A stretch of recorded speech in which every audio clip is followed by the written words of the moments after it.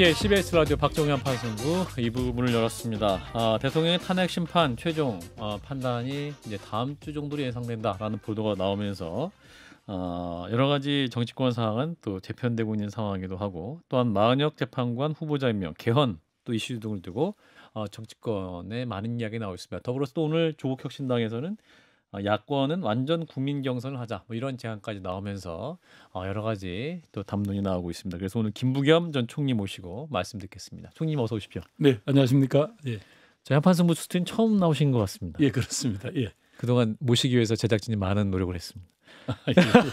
예, 죄송합니다. 예. 아닙니다. 예, 청취자분께도 한번 인사 말씀 간단히 해주시죠. 어떻게 지내시는지. 예, CBS 애청자 여러분 반갑습니다. 김부겸입니다.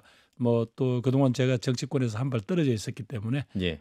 이런 프로그램이 나올 기회가 없었는데 오늘 또 박정 선생이 일부러 이렇게 초대를 해주셔서 오늘 뭐 제 나름대로 여러분들께 성실히 말씀드리겠습니다. 예.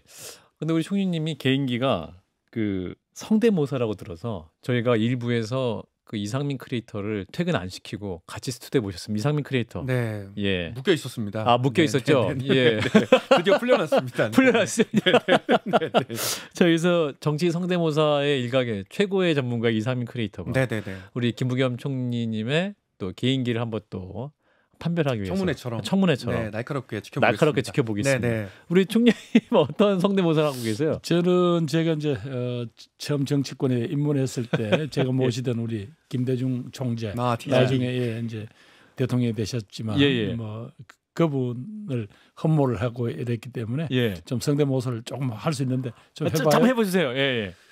여보 김동지 말이요. 지금 탄핵을 한 세력들이 이렇게까지 준동을 하는 것이 이게 말이 되는가요? 김동지 보시기에는 뭐가 지금 문제이기 때문에 이런 일이 있다고 생각하는가요? 우리 당이 민심에게 떨어진 이유가 뭐라고 생각해요? 이런 문제에 대해서 좀 심각히 분석을 해서 보고를 하도록 하시오. 야, 자 이상민 크리에이터 얼굴 묘사가 거의 반인데요. 액션 점수 A+. 네네, A+입니다. 네. 네. 그렇군요. 분장을 하시고 하면 얼마나 더 똑같았을까 그런 그렇군요. 상상을 해봤습니다. 예. 자 이상민 크리에이터가 DJ 성대모사를 통해서 네. 우리 김부겸 전 총리님께 덕담 한 말씀 해주세요. 덕담은 사실은 제가 다른 걸 또 준비했습니다. 그랬군요. 준비해 오신 거 해주세요. 김부겸. 김부겸 성대모사. 네. 액션. 안녕하십니까, 김부겸입니다. 얼마나 바쁘길래 한판승부도 출연 안 하고 뭐 한다고 바빠서 이렇게 돌아다녔습니까? 이거 그거 묻고 싶습니다. 앞으로 잘하시라. 예. 김부겸이었습니다. 김부겸 선생님 어떻습니까? 아니 93점은 줄 수 있습니까? 93점. 좋습니다. 네. 청취자 여러분이 마지막 비슷했다고. 나중에 또 우리 김부겸 총리님이 여러 가지 정치 일정을 하실 때 열심히 하시면 제가 또 열심히 하겠습니다. 요즘 목소리가 좀 많이 약해진 것 같아가지고 내가 한번 팍팍 드리겠습니다. 고맙습니다. 김부겸이었습니다. 알겠습니다. 감사합니다. 네, 자 이상민 크리에이터는 여기까지 모시도록 하고요. 자 우리 총리님과 이제 선안을 좀 말씀을 나눠보도록 하겠습니다. 3.1절 기념해서 여러 이제 집회가 있었습니다. 근데 이 3.1절의 날이 분열과 갈등의 날이 됐다라는 말이 나올 정도로 이 광장에서 여러 가지 목소리가 나왔는데 지난 주말 광장의 모습 우리 총리님 어떻게 보셨습니까? 정말 우려되고 걱정했습니다. 결국은 이제 정치권이 불러일으킨 그리고 이제 계엄과 내란이 불러일으킨 이 사태가 결국은 사실은 내란으로 시작됐지만 거의 내전이 되었다라는 표현이 저는 지나치지 않을 만큼 우려가 되더라고요. 특히 우리는 100 몇 년 전인가요? 우리 106년 전에 그때는 사실은 남녀, 좌우, 그 당시 반상, 뭐 노소 전부 하나가 돼서 3.1 광장에서 우리는 목소리를 냈잖아요. 대한독립만세라고. 106년이 지난 지금 우리가 이렇게 분열되고 이렇게 갈라져 있으면 정말 이 공동체, 이 어렵게 찾은 대한민국이라는 이 공동체를 앞으로 어떻게 말하자면 운영을 해나가고 우리 자식들을 위한 준비를 해나갈지 이런 것들이 정말로 걱정됐습니다. 저는 그런 점에서 정말 우리 3.1 독립선언서에 나오죠. 기미 독립선언서에 묵은 원한과 일시적 감정을 지금 말하자면 버려야 한다. 누구를 원망하거나 미워할 겨를이 없다. 이런 표현이 나옵니다. 지금 바로 정말 양쪽에 호소드리고 싶은 것은 정말 다시 우리가 준비해야 될 것, 우리가 한 목소리로 우리 자식들 세대를 위해서 준비해야 될 게 뭔가를 다시 한번 되뇌이자. 이렇게 분열되고 싸움만 해서는 우리의 미래가 없다라는 정말 간곡한 호소를 드리고 싶습니다. 서로 미워할 겨를이 없다. 우리가 지금 106년 전에 우리 선조들께서 그렇게 표현하셨습니다. 예. 근데 지금 지난 주말 나왔던 언어를 보면 굉장히 좀 무시무시한 언어가 너무 많았었기 때문에 이를테면 한 국민의힘 의원은 공수처 선관위 헌재를 쳐 부수자 뭐 이런 발언까지 나왔습니다. 근데 이런 발언에 대해서는 좀 그만 미워하자 순으로 처벌 아니 이건 정말로 무책임한 행동이죠. 특히 정치인들은 그런 광장의 분노에 편성해서 이 국민 갈등을 정폭시키면 뭘 어떡하자는 이야기입니까? 나라가 아작나도 좋다? 그럼 그 다음에는 그분은 뭐 자기 존재 이유가 있나요? 적어도 여당의 국회의원이 법과 제도를 이렇게 흔드는 이런 발언을 해서는 안 된다. 정말 그 발언을 들은 많은 국민들이 아마 참담했을 겁니다. 특히 정치가 특정 진영의 이익을 위해서 이야기를 하면 우리는 갈 곳이 없습니다. 분명한 것은 이 국가 이익이라는 자신들이 처음 정치를 할 때 품었던 어떤 그런 정신으로 되돌아가 달라. 그렇게 제가 사실은 이제 싶습니다. 헌법재판소가 최종 판단 앞두고 있다라는 뉴스가 나오고 있는데 이렇게 헌재를 쳐 부수자 또 이를테면 김용현 전 장관 같은 경우는 헌법재판관 3명의 이름을 거론을 하면서 이게 이제 처단하라 뭐 이런 옥중 편지까지 나오는 상황이지 않습니까? 뭐 이런 상황을 보면 이 헌재 최종 판단을 앞두고 여러 가지 우려가 있고 판단 이후의 상황도 참 여러 가지 상상하기 어려운 곳인데 어떻게 보시는지. 그런 점에서 저는 이 땅에 조금 그동안 어른들 혹은 또 책임을 지는 지식인들, 언론인들이 이건 분명히 혼을 내야 합니다. 분명히 못을 박아야 합니다. 그 사람들의 그 무책임한 몇 마디가 대한민국을 더 갈라놓고 분열해서 더 이상 어떻게 치유해보고 서로 공존과 상생을 모색할 길 자체를 끊어버리는 그런 발언들이 용납이 돼서는 안 됩니다. 그러면 아까 이야기한 그 사람들은 책임을 안 져도 돼요. 뭐 감옥에 있으니까. 그러나 그 이후 이 공동체를 책임져야 될 우리 국민들은 어디로 갑니까? 그래서 분명히 그런 무책임한 선동에 대해서는 분명히 이제는 우리 사회 전체가 분명히 단호한 어떤 선을 꺼야죠. 이제 뭐 그런 데 끌려다닐 그건 없습니다. 근데 그러한 호소들이 뭐랄까요? 이제 거리에 있는 이제 집회를 탄핵 반대 집회를 하시는 분들은 좀 막 이렇게 자극이 되기도 선동이 되는 그런 부분도 있어서 그러나 이제 한번 그 집회에서 끝나고 집으로 돌아가셔서 또 자제분들하고 얘기를 나눠 보시면 이렇게 끝없는 이 갈등과 대립과 정오합 이 분노로는 풀 수 있는 문제가 없구나. 그러면 지금 현재 대한민국 이 사태가 왜 일어났습니까? 그것은 대통령 한 사람이 법치와 민주주의와 헌법 질서 자체를 짓밟았기 때문에 생긴 일입니다. 그걸 가지고 다른 쪽에서 책임을 져야 한다는 식으로 그렇게 떠넘기면 그렇다고 문제가 뭔가 본질이 풀리나요? 그건 아니잖아요. 그럼 냉정하게 우리가 그 책임을 물을 것은 분명히 묻고 그다음 대한민국이 어디로 갈까는 그때부터 다시 토론하고 논의해야 된다고 생각합니다. 정말 이 문제는 아무리 제가 공존과 화해를 이야기하더라도 근본적으로 우리 공동체의 우리가 합의한 것 자체를 다 깨버리는 것 자체가 그게 용납돼서는 안 되죠. 그 이후에 대한민국을 어디로 갈까를 우리 고민하자는 거죠. 자, 이런 가운데 이제 최상목 권한대행 마은혁 헌법재판관 후보자 임명을 두고 고심하고 있는 상황인 걸로 알려졌는데 오늘도 이제 국무회의 논의에서 하지 않는 걸로 아마 결론을 내린 것 같습니다. 어떻게 판단하십니까, 총리께서? 아니 지금 현재 이건 헌재에서 내린 결정이잖아요. 위헌이다라고 판단한 거죠. 그러면 권한대행의 대행을 맡은 분이 그럼 헌재라는 우리 헌법에 말하자면 권위 있는 기관이 말하자면 강제 명령을 내린 건데 이것조차 안 하겠다 그러면 그럼 뭐 어떡하자는 겁니까? 저는 점차 이 지난번 한덕수 대행도 마찬가지고 이분도 마찬가지고 권한 대행의 권한 행사는 정말 최소한에 거쳐야 한다. 말하자면 국가의 기본 유지 관리 의무 이상을 임무 이상을 지나쳐서는 안 된다라고 했더니 계속 이런 정무적 판단에 휘말려 들잖아요. 그러면 국민들이 지금 답답해하는 어떤 경제 회생이라든가 예. 최소한도의 미국 트럼프 행정부들의 이게 강한 통상 압력 이런 데 대한 대응은 어디서 찾습니까? 예. 그런데다가 또 많은 국민들이 지금 두려워하기는 중국과 미국이 저 멀리 앞서가고 있는 AI 시대라는 새로운 문명이 지금 전환이 오고 있잖아요. 예.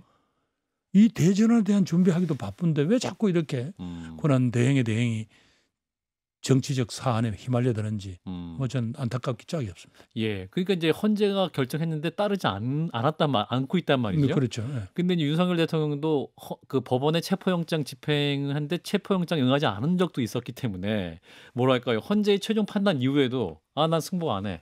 그러니까 지난번 이제 대통령의 최종 변론에서도 승복 메시지는 없었기 때문에 이거 지금 무슨 상황인가? 그러니까 이제 최상목 권한대행도 헌재의 최종 판단에 응하지 않고 있기 때문에.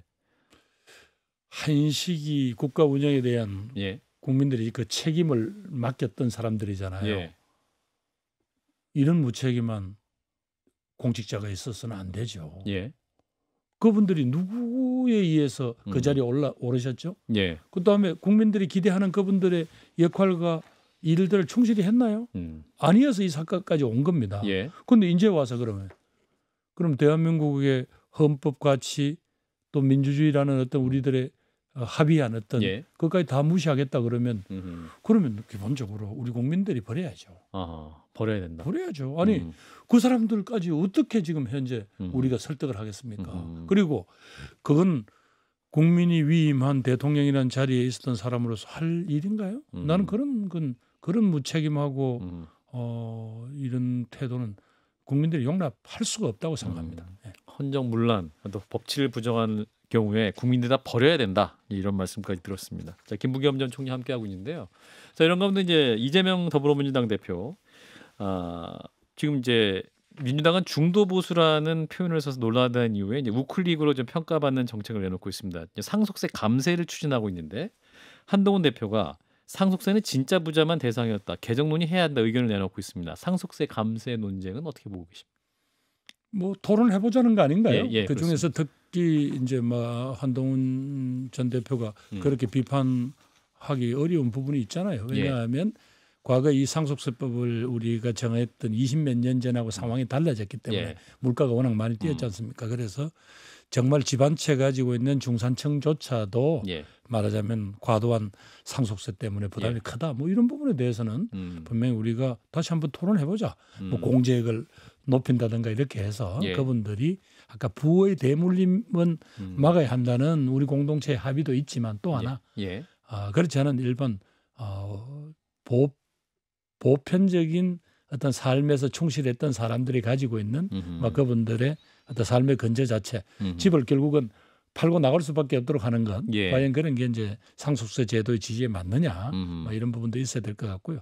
아까 뭐 그렇다고 해서 무슨 대기업이라든가 뭐 이런 데 되면 특혜를 주자 이런 논리가 아닌 걸로 정확하게 알고 있습니다. 예, 어떤 논의를 통해 정책 담론으로 만들어봐서 토론을 해서 국민들이 용납할 수 있는 수준은 어느 정도고 또 어떤 부분에 대해서는 아까 이야기한 대로 우리는 왜 백년기업이 못 나오는가 하는 것도 그런 땀을 흘려서 우리 기술을 키우고 기술을 축적하고 중소기업을 키운 분들의 또 고민도 있잖아요.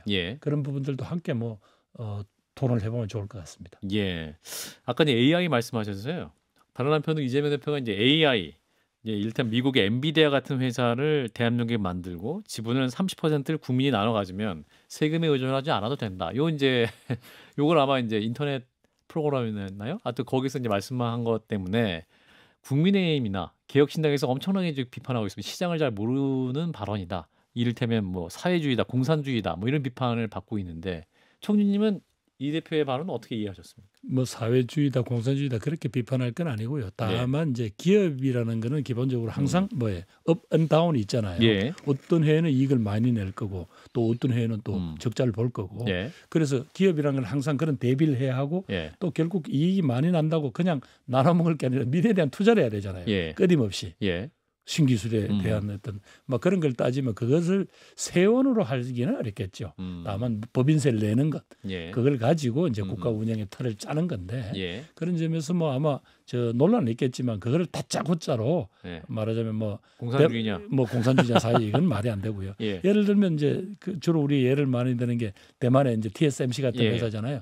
그런데 문제는 그 대만의 TSMC가 저만큼 성장하기까지 대만 정부가 일체 간섭이라든가 이런 걸 안 했다는 겁니다.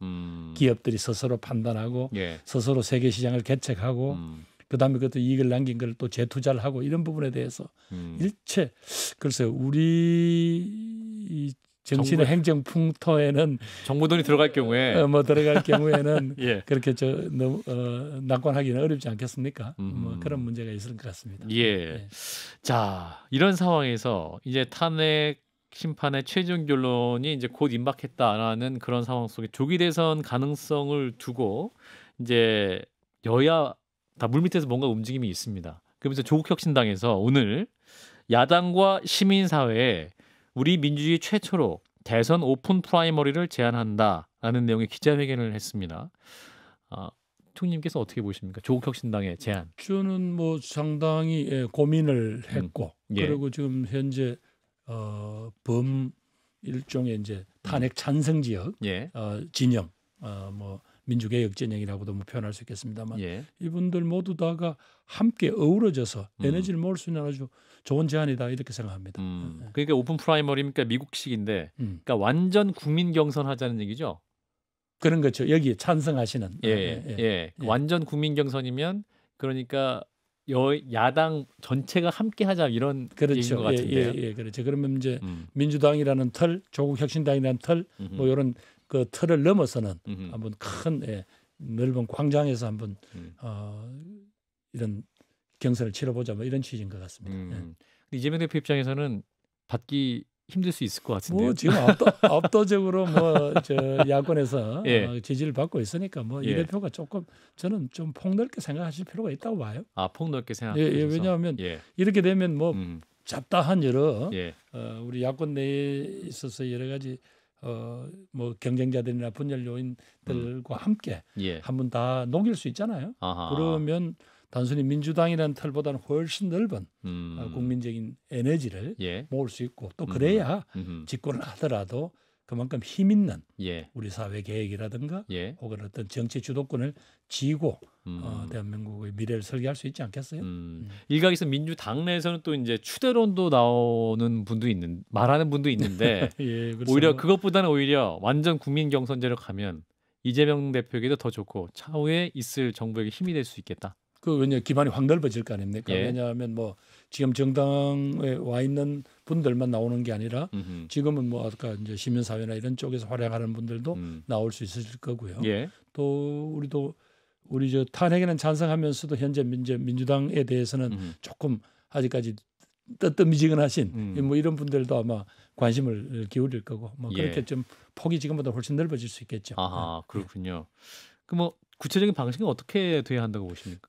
아니 이제 그 구체적인 방식은 아마 이분들이 한쪽은 후보들끼리 그렇게 오픈 프라이머리로 경쟁을 하고 한쪽은 우리들이 합의할 수 있는 정책 뭐 예를 들면 개헌이 될지 혹은 무슨 그 검찰 개혁이 될지 혹은 무슨 뭐 여러 가지 선거법 개정이 될지 이런 것들에 대해서 그동안 나오던 목소리들을 좀 정리해서 그래서 지금 현재 이번에 탄핵을 이렇게 끌고 갔던 세력들끼리 적어도 대한민국 그러면 한 60% 국민이 탄핵에 찬성하는 거 아니에요.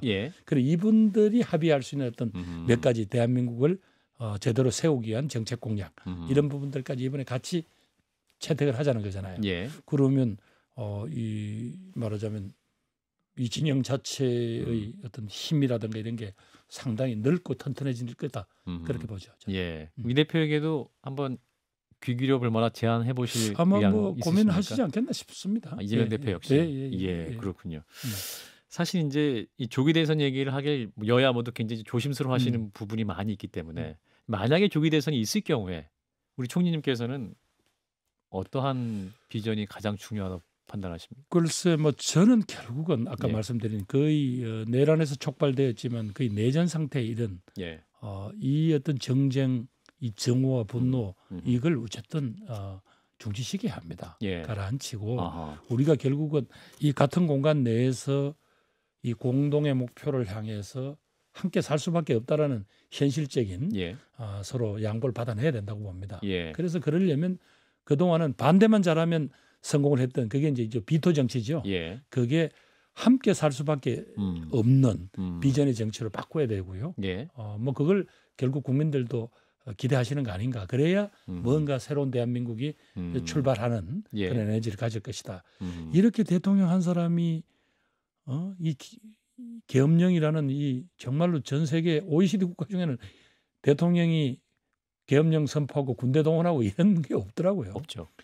이런 나라를 또 이런 헌법을 가지고 계속 갈 수는 없잖아요. 예. 그래서 이번에 그런 어떤 큰 합의로서의 개헌 또 그리고 그런 토대 위에서의 새로운 대한민국의 출범 뭐 이런 것들을 이번에 합의해낼 수 있으면 또 뭐 그런 계기로 삼아야 한다. 또 저도 뭐 정치를 해온 지금까지 제 주장이 예. 바로 이런 어떤 공존과 상생이라는 지금 별 멋대가리 없다고 맨날 혼이 났지만 그러나 그렇지 않고 예.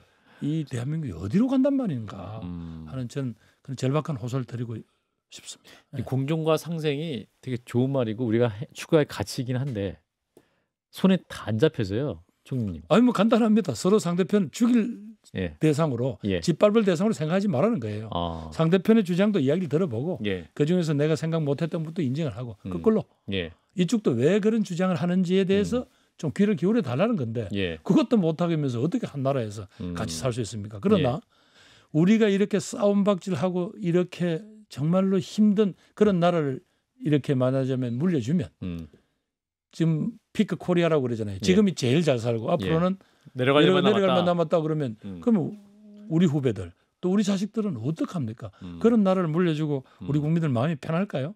저는 그건 아니라고 보는 거죠. 그래서 이제 어떤 사람의 선의에 기대기보다 시스템을 바꿔야 되는 것이 아니냐. 그래서 이제 개헌 얘기도 많이 하고 오늘 우리 총리님이 그 정치 원로들과 함께 서울대학교에서 개헌 간담회를 하셨다고 하는데 주로 어떤 내용이 나왔습니까? 결국은 지금이 이렇게 정치적인 혼돈과 어려운 시기이지만 그러나 이번 기회야말로 그동안 한 40년 동안 우리가 한 번도 못 돌아봤다는 우리 공동체의 새로운 합의로서의 개헌 87년 체제 예. 그래서 그 이야기를 이번에는 본격적으로 꺼내고 이번엔 반드시 해내자라는 의견을 뭐 전직 국회의장님들 또 전직 국무총리들 또 정계 원로 이분들 헌정 회장님이나 뭐 김종인 박사 같은 이런 원로들이 다 그게 꼭 필요한 시점이고 또 이번에는 조금 더 이렇게 각계에서 터져 나오는 국민의 여론을 모은다면 이게 가능하다. 뭐 그렇게까지 아까 의견을 모으고 왔습니다. 가장 중요한 건 민주당의 판단인 것 같습니다. 뭐 그분의 어떤 분이 결국은 이제 민주당과 이재명 대표가 이건 이제 결심만 하면 되는 일이다. 왜냐하면 역대 왜 개헌이 안 됐냐 하면 대통령 되신 분은 권력이 아까워서 그렇죠. 제일 처음에는 안 하시다가 근데 자기 임기가 끝날 때쯤에 추진할 때는 또 새로 그때는 어떤 새로운 또 유력 주자가 또 반대를 해서 안 되고 이랬는데 그렇다고 해서 대한민국이 이런 고통스러운 상황에 빠진 이 정치를 결국은 가장 큰 원인은 우리들이 합의한 가장 깊은 어떤 제도와 질서인 헌법조차도 지키지 않아서 이 꼴이 났는데 이걸 이제 이번에는 분명히 이번엔 바로잡을 기회다 이런 의견을 주셨습니다. 이재명 대표 같은 경우는 그 질문을 최근 많은 인터뷰에서 받으면 일단 내란 종식이 우선이다라는 메시지를 낸 상황인데 일단 아마도 개헌에 대한 생각이 있으신 것 같기도 한데 일단 내란 종식이 우선이다 이런 말씀만 하세요. 그러니까 뭐 물론 뭐 당신의 또 어떤 전략적 판단 자체는 있겠죠. 그러나 제가 느끼기에는 이런 여기저기서 터져 나오는 이 법률 같은 요구 자체를 본인이 외면할 수는 없을 거고 뭐 적절한 시기에 거기에 관한 뭐 입장을 밝히지 않겠나 저는 뭐 그렇게 판단하고 있습니다. 다만 이제 그게 잘못 이제 이야기가 되면 아까 이제 내란 종식이라고 이야기를 했지만 사실은 내란의 문제는 헌재에서 대부분 결정되는 거잖아요. 그 다음에 대한민국이 어디서부터 다시 출발합니다라는 것만 분명히 보여주면 국민들이 이렇게 서로 간에 거리에서 서로 진영을 나누어서 거의 막 그냥 뭐 전쟁을 치르듯이 하는 이게 정리가 되지 않겠어요? 어디에 대한민국이 새로 출발할 거다라는 걸 보여야 국민들의 그런 어떤 이 적대감, 정오 이게 어느 정도 풀리지 않을까 저는 그렇게 봅니다. 만약에 조기 대선 가셔야 되면 총리님 공약에도 개헌 관련 얘기가 있습니까? 뭐 저는 당연히 개헌 관련 이야기를 담겠다. 당연히 그걸 또 국민들에게 약속을 하고 대한민국이 어떻게 새로 출발할 수 있다는 말씀을 드리지 않고 어떻게 뭐 정치를 하겠다 소리를 하겠습니까? 알겠습니다. 다음 모실 때는 그 구체적인 내용이 무엇인지를 듣는 시간으로. 다음에 또 불러주시게요? 예. 다음에 모시도록 하겠습니다. 오늘 여기까지 김부겸 전 총리였습니다. 고맙습니다. 예, 감사합니다.